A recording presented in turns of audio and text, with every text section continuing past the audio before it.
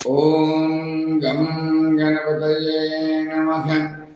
శివాయ గురవే నమః.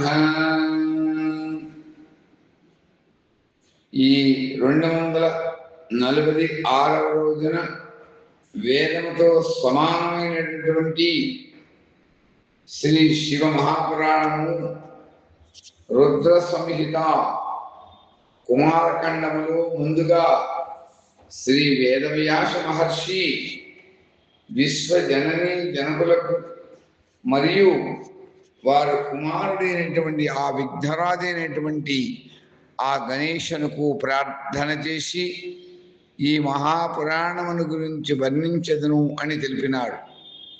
ఒకానొక సమయమున నైమిషారణ్యమనందు నివసించుతున్నటువంటి ఆ సౌనికాది మహర్షులందరూ కూడా సూతుల వారిని ఈ విశ్వజననీ జనకుల యొక్క దివ్య భవ్యమైనటువంటి చరిత్ర గురించి, శివతత్వ స్వరూపము యొక్క వివరముల గురించి ప్రశ్నించగా అంత సూత మహర్షి బ్రహ్మదేవుడు నారదుల వారికి తెలిపినటువంటి అంశములను యథాతథముగా వారిద్దరి యొక్క సంవాద రూపమైనటువంటి ఈ మహాపురాణములో ఉండేటువంటి అంశములను మనమందరికీ కూడా శివాని అనుగ్రహం చేత తెలిపినారు. మనం కూడా ఆ విశ్వజననీ జనకుల యొక్క అనుగ్రహం చేత నిత్యము కూడా మనం తెలుసుకోగలుగుతున్నాము అని తెలియజేస్తూ వాగర్థావివ సంపృక్తౌ వాగర్థా ప్రతిపత్తయే జగత పితరౌ వందే పార్వతీ పరమేశ్వరౌ. మనం క్రితం రోజున ఆ గణేశ భగవానుని యొక్క ఆదేశం మేరకు ఈ మహాపురాణములో ఒక్కంత పక్కకు జరిగి ఈ మహాపురాణములో ఆ అగ్నితత్వము, ఆ అగ్నిదేవునికి గణేశునికి అభేదము అని తెలిపేటువంటి అంశములను ఆ స్వామి తెలిపినటువంటి విధంగా యథాతథంగా మనం తెలుసుకోగలుగుతున్నాం. ఇదంతా స్వామి యొక్క ఆదేశంగా ఆ గణేశుని యొక్క మహిమగా మనం అందరం కూడా భావించాలి. ఈ శ్రీ శివ మహాపురాణములో గణేశుని యొక్క చరిత్ర మాత్రమే ఉన్నది. కానీ అగ్నిదేవునితో ఆ గణేశునికి ఉన్నటువంటి అభేద స్థితి సాక్షాత్తు స్వామి యొక్క ఆదేశానుసారంగా ఆయన యొక్క అనుగ్రహంగా నేను భావిస్తూ ఈ రోజున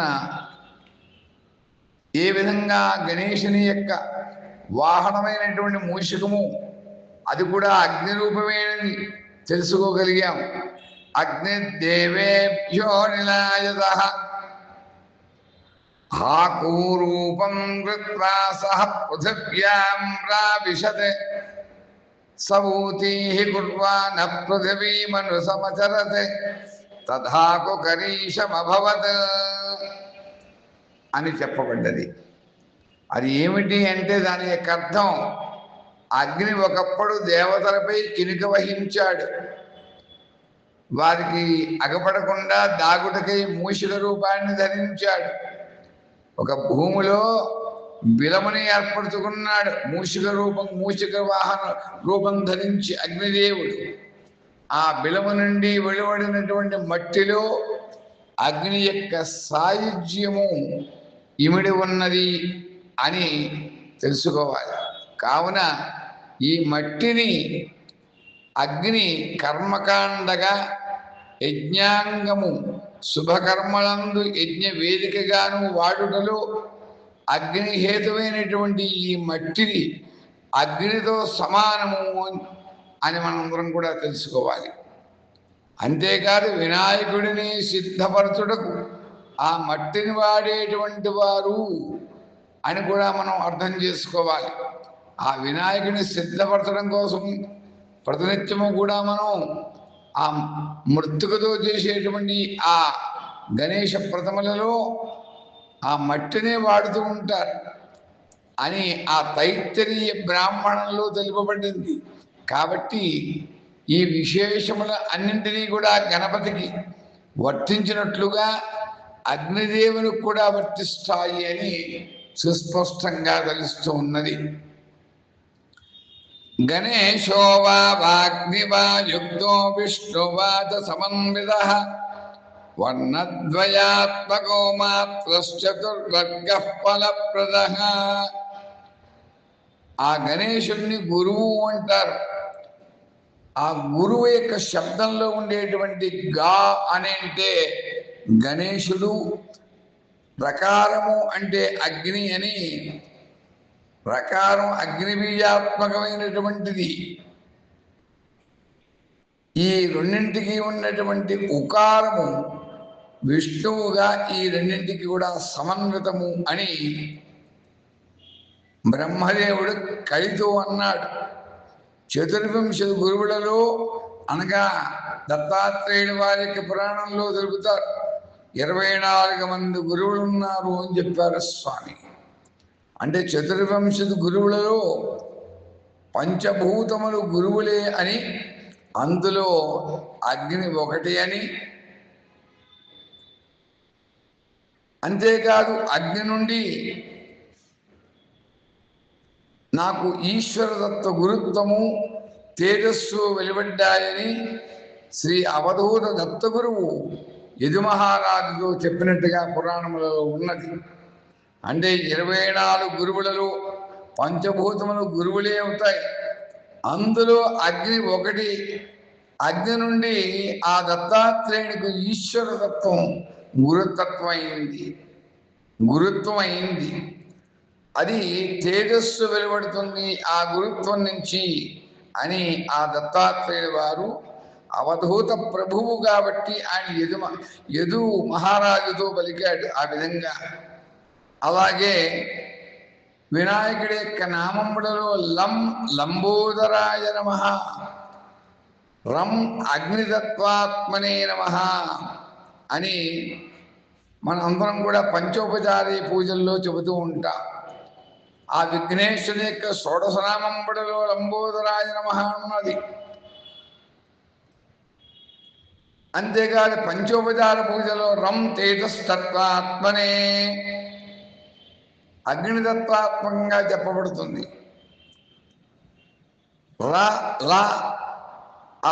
ఆ రకార లకార యోర్ణ భేద అన్నట్లుగా అగ్నికి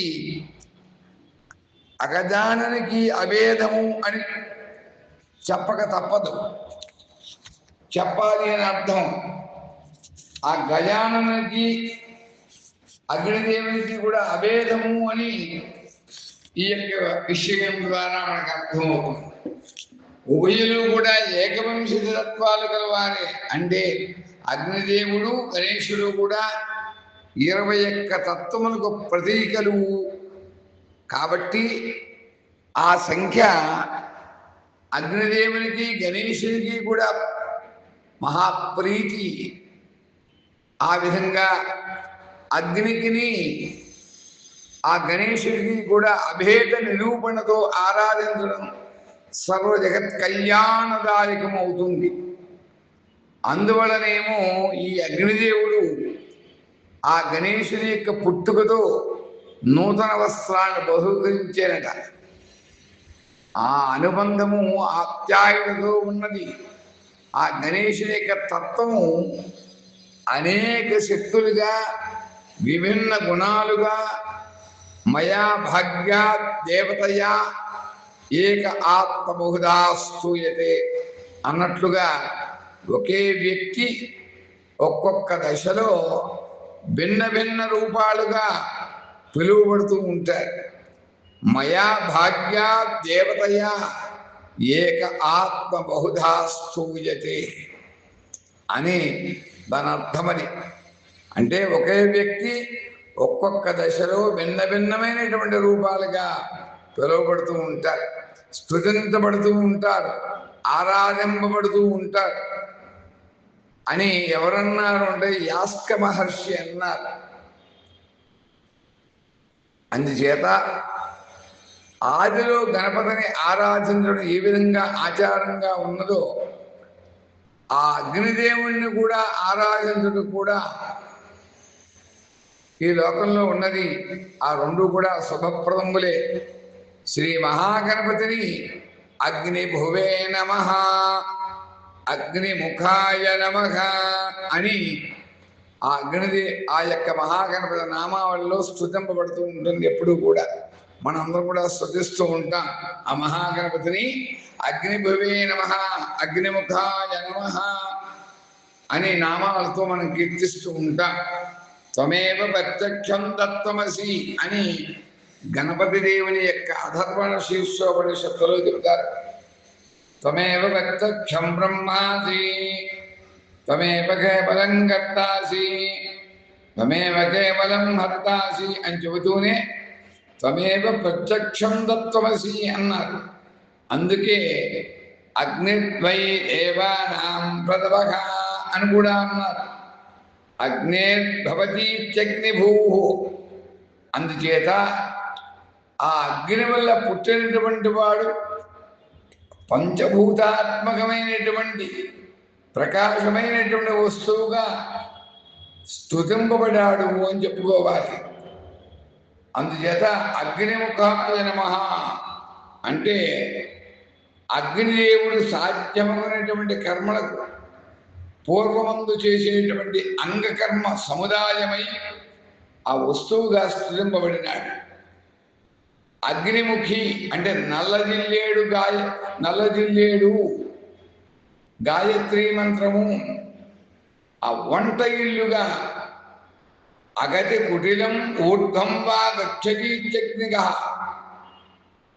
ఊర్ధ్వం వా గచ్చతీత్యగ్నిః అగ కుటిలాయాం గతో ఉత్తమునై అనేటువంటి కుటిలంగా అయినా కూడా జ్వలించేటువంటిది అని పెద్దలు చెబుతారు. బృహత్యపతి బృహస్పతి బృహతీపతియే ఇది బృహస్పతి బ్రహ్మణస్పతి అనగా మంత్ర పాలకుడు. బ్రహ్మణ్ అనగా ఇక్కడ మంత్రములు అనే అర్థం. ఎలుకనెక్కేటువంటి గజాననుడు, మేక అంటే మేషవాహనానెక్కేటువంటి హుతాశనుడును అంటే ఎలుక మీద సంచారించేటువంటి మూషిక వాహనం మీద ఉండేటువంటి వాడు గజాననుడు. మేషవాహనం అనగా మేకనే వాహనంగా చేసుకున్నవాడు హుతాశనుడు అంటే అగ్నిదేవుడు అని అర్థం. అకుస్తే రుద్రవధస్త్వం ప్రియ అగ్నిరూప. రుద్రునకు అకుహు అనగా మూషికము అత్యంత ప్రియమైనదిగా చెప్పబడింది.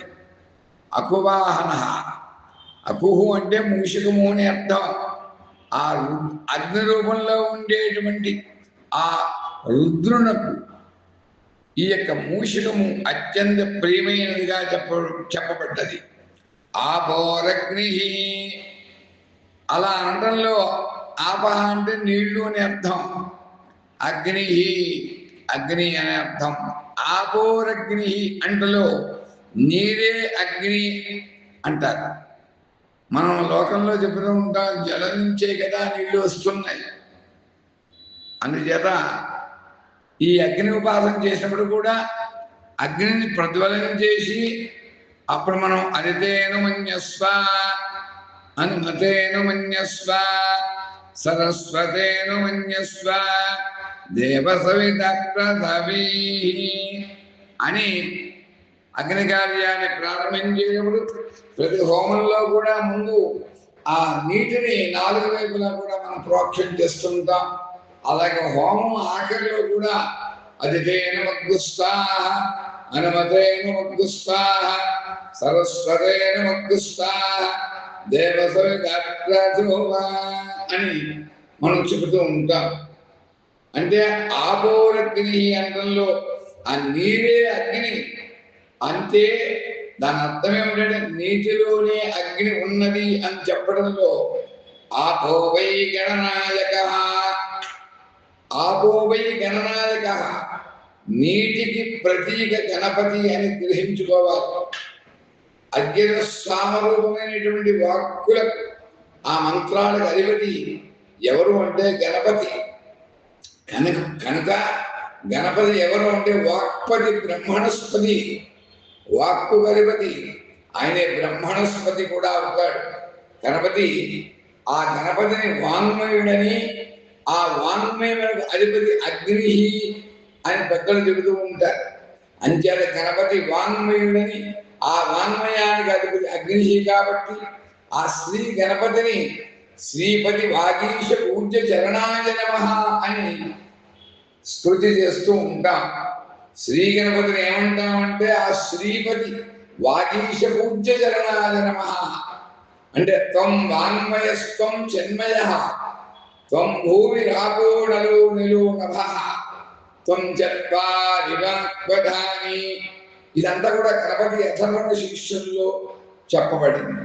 అందుచేత ఈ విధంగా గణాధిదేవతైనటువంటి ఆ గణపతిని, వీరి సామ్యమగలిగినటువంటి అగ్నిదేవుని కూడా ఆరాధిస్తూ గణపతి ఉపాసనకు అగ్ని ఉపాసనకు తరించడం వలన మన భారతీయ యొక్క స్వభావ సిద్ధమైనటువంటి గుణం. మనం ముందుగా గణపతి ఉపాసన చేస్తూ ఉంటాం. మంగళప్రదమైనటువంటి కార్యక్రమాలు చేసేటప్పుడు ముందుగా గణపతిని ఆదో పూజ చేస్తూ ఉంటాం. అలాగే అగ్నిదేవుని కూడా అగ్ని ఉపాసనలో కూడా తరిస్తూ ఉంటాం. కాబట్టి అదంతా కూడా మన ఐదవ సాంప్రదాయంలో స్వభావ సిద్ధమైనటువంటి ఒక తత్వం మన అందరం కూడా అలవర్చుకున్నాం. అంతేది వీరిద్దరికి కూడా అభేద స్థితి ఉన్నది. అగ్ని దేవతలకు ఎట్లు ముఖస్థానీయుడో అలాగే శ్రీ గణపతి కూడా ఆ విధంగానే ప్రత్యేకమైనటువంటి స్థానంలో ఉన్నాడు. కాబట్టి గణపతి అగ్ని స్వరూపుడు అని భావించి గణేష పూజకు ముందుగా మనం ఎప్పుడు కూడా హవనం చేస్తూ ఉంటాం. ఇది లోకల్లో ఒక సాంప్రదాయం. గణేష హోమం, గణపతి హోమం చేస్తూ ఉంటాం. మనకి ఎప్పుడైనా కార్యక్రమాలన్నీ కూడా ఆటంకం కలుగుతున్నప్పుడు కానీ ఏవైనా విశేషమైనటువంటి కార్యక్రమాల్లో ముందుగా మన పెద్దలందరూ కూడా, మనకి గురువులందరూ కూడా ఈ గణపతి హోమాన్ని గృహస్థు చేత ఆచరింపజేస్తూ ఉంటారు. వాగాత్మకం అనేటువంటి శబ్దం కీర్తనగా బ్రహ్మవాచకంగా మనోవాక్యులకు గోచరమై ఆ శ్రీ గణపతిని కీర్తించడంతో గణపతి దేవుడు వాక్ అధిదేవత అయ్యాడు. అగ్ని కూడా ఒక్కరే అని మనకు తెలుస్తోంది. వాగాత్మకం అనేటువంటి శబ్దం యొక్క మహిమ ఏమిటంటే ఆ మనోవాక్యులకు గోచరమై ఆ శ్రీ గణపతిని కీర్తిస్తూ ఉంటాం. కాబట్టి గణపతి వాక్ అధిదేవత అయినటువంటి అగ్ని ఇద్దరు కూడా ఒక్కరే అని మనం తెలుసుకోవాలి. వివరణ ఏమిటంటే ఆ వాక్శక్తి, ఆ వాక్కు ఉన్నటువంటి శక్తి ఏది ఉందో ఆ వాక్శక్తి శీర్షికలు ఈ విధంగా తెలుపబడింది. కాబట్టి శ్రీ గణపతి వాక్ బ్రహ్మ, వాక్కు బ్రహ్మ ఆయన కనుక వాగధిపతి సృష్టికర్తగా బ్రహ్మయే, అతడు బ్రహ్మతత్వం కలవాడు కాబట్టి ఆయన వాక్ బ్రహ్మ. వాక్కుని సృష్టించేవాడు కాబట్టి, వాక్కు అధిపతి దేవుడు కాబట్టి, సృష్టికర్తగా బ్రహ్మస్వరూపాన్ని పొందాడు కాబట్టి ఆయన బ్రహ్మతత్వం గలవాడు కాబట్టి ఆయన వాక్ బ్రహ్మ అన్నారు. అందుచేత ఈ విశ్వం యొక్క నిర్వహణ కోసం సాధన చేసేటువంటి ఉపాసకుల్ని అనుగ్రహించడం కోసం ఒకే పరమాత్మ బహుదేవతా స్వరూపాలను ధరిస్తాడు. ఇందాక మనం చెప్పినట్టుగా ఒకే మూర్తి, ఒకే వ్యక్తి ఒక్కొక్క దశలో భిన్న భిన్నమైనటువంటి రూపాలుగా ఉంటూ ఉంటాడు, స్థుతింపబడుతూ ఉంటాడు, పిలువబడుతూ ఉంటాడు, ఆరాధింపబడతాడు అని ఆ యాస్క మహర్షి చెప్పినట్టుగా ఈ విశ్వ నిర్మాణం కోసం, ఉపాసకుల యొక్క కార్యార్థం కోసం ఒకే పరమాత్మ బహుదేవతా స్వరూపాన్ని ధరిస్తూ ఉంటాడు. ఉపాసకానాం కార్యార్థం బ్రాహ్మణో రూపకల్పన అనేటువంటి ప్రసిద్ధమైనటువంటి ఒక శాస్త్రవాక్యంగా నిజానికి వేదమతం బహుదేవత ఆరాధనతో కూడి ఉన్నటువంటిది. అయినా కూడా పరబ్రహ్మలత్వం ఒకటే అని మనందరం కూడా గుర్తించాలి. ఉన్నది ఒకటే, ఏకమేవా ద్వితీయం బ్రహ్మ. ఉన్నది ఒకే పరమాత్మ. ఆ ఒకే పరమాత్మ విభిన్నమైనటువంటి రూపములలో ఒక్కొక్క దశలో అనేక రూపాంతరములు చెందడం జరుగుతుంది అని మనం ఈ యొక్క వాక్యం ద్వారా తెలుసుకోవాలి. ఎందుకంటే ఉపాసకానాం కార్యార్థం బ్రాహ్మణో రూపకల్పన అంచేత ఈ ప్రసిద్ధమైనటువంటి ఈ శాస్త్ర వాక్యముల ద్వారా మన హైందవం అంతా కూడా నిజానికి వేదమతం బహుదేవతారాధనతో కూడుకుని ఉన్నటువంటిది. అయినా కూడా ఉన్నది ఒకే ఒక పరబ్రహ్మతత్వం. అది మనం ఎప్పుడూ కూడా విస్మరించరాదు. ఆ విధంగా ఆ గణేశుడు అగ్నిదేవుడు కూడా ఉభయులు లోకానికి ఆదిదేవుడు, ఆది పూజ్యులు అని మనం తప్పకుండా గ్రహించాలి. అలా ఉభయులు కూడా లోకానికి ఆదిదేవులుగా, ఆది పూజ్యులుగా మనం పూజిస్తూ ఉంటాం. కాబట్టి వినాయకుడు కోడి సూర్య ప్రకాశ జ్యోతుల్లా వెలుగొందుతూ ఉంటాడు. ఆది పూజ్యుడు కాబట్టి, ఆది దేవుడు కాబట్టి, ఆ వినాయకుడిగా కోడి సూర్య ప్రకాశమైన జ్యోతుల్లా ఆయన వెలుగొందడమే కాదు. కాబట్టి ముందుగా నా నమోవాక్యులు సమర్పిస్తూ ఉంటే అట్లనే అగ్నిదేవుడు కూడా గురించి ఈ యొక్క విధానం అంతా కూడా ఆ గణేశ్వరుడే ఈ పవిత్రమైనటువంటి మంగళప్రదమైనటువంటి వాక్యాలను తెలియజేయడంలో ఆయన అనుగ్రహించాడు అని చెప్పక తప్పదు అని విశ్వసిస్తూ ఆ భగవంతుని సదా ప్రార్థిస్తూ మనం అందరము కూడా నిత్య నైమిత్తికమైనటువంటి జీవితంలో ఆ అగ్నిదేవుడే గణపతి అగ్నిదేవుడు అని గ్రహించి ఆ విధంగా మనమందరము కూడా వారిద్దరినీ కూడా వీలైనంత వరకు ప్రతి గృహస్థు, ప్రతి సాధకుడు కూడా అగ్నిదేవుని గణపతిని కూడా అభేద స్థితిని గ్రహించి ఆరాధించి ఆ హోమాలు చేసేటప్పుడు మనం చెబుతూ ఉంటాం, స్వస్తి శ్రద్ధాం మేధాం యశః ప్రజ్ఞాం విద్యాం బుద్ధిం శ్రియం బలం ఆయుష్యం తేజః ఆరోగ్యం దేహిమే హవ్యవాహన. వీటన్నిటిలో కూడా డబ్బు కావాలి కాబట్టి శ్రియం దేహిమే హవ్యవాహనమున్నమైతి అని చెప్తూ ఉంటాం. అలాగే గణపతి దేవుని యొక్క 444 చతురావర్త తర్పణములు అని ఇస్తూ ఉంటాం లోకంలో. ఆ లక్ష్మీగణ మహామంత్రంతో మనం నీళ్లతో, పాలతో, తేనెతో, నారికేల పదోగంతో, గంధపు నీళ్లతో ఆ మంత్రంతో మనం ఆ తర్పణం ఇచ్చినప్పుడు ఆకలిని చెబుతారు. ఆయురారోగ్యం ఐశ్వర్యం బలం పుష్టిర్ మహర్యశ కవిత్వం భక్తిముక్తించ చతురావర్త తర్పణ అని చెప్తారు. దానికి ఫలిత భాగం. అందుచేత హవనాఖ్యమని చేసినప్పుడు చెప్పేటువంటి స్వస్తి శ్రద్ధామేదాల్లో ఎంత ఫలిత భాగం చెప్పారో ఆ గణపతి ఆరాధనలో కూడా ఆ తర్పణ క్రమంలో కూడా ఆచరించినప్పుడు అదే ఫలిత భాగాన్ని చెప్పబడింది. కాబట్టి దీనందరం కూడా విజ్ఞులైనటువంటి వారు గ్రహించి ఆది పూజ్యులు ఆది దైవమైనటువంటి ఈ గణనాయకుడిని, ఈ అగ్నిదేవుడిని కూడా మనం నిత్యము కూడా పూజిద్దాం. హైందవ సంస్కృతి ద్వారా మనం మనందరం కూడా ఆయురారోగ్య భోగభాగ్య ఐశ్వర్యములతో సదా ప్రోతుగాలని ఈ యొక్క అభేద స్థితి గురించి కేవలం పరమాత్మ స్వరూపమైనటువంటి ఆ గణనాథుడు ఆ అగ్నిదేవుడి యొక్క అనుగ్రహం చేత మాత్రమే ఈ విషయములన్నీ కూడా తెలుపబడ్డాయని తెలియజేస్తూ నేను స్వస్తి చెప్తున్నాను.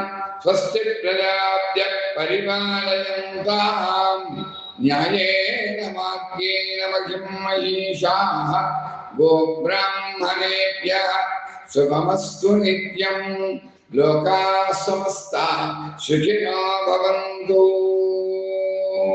ఓం యజ్ఞాః కళ్యాణహేతవః యజ్ఞాః కళ్యాణహేతవః యజ్ఞాః కళ్యాణహేతవః. ఓం స్వస్తి ఓం స్వస్తి ఓం స్వస్తి.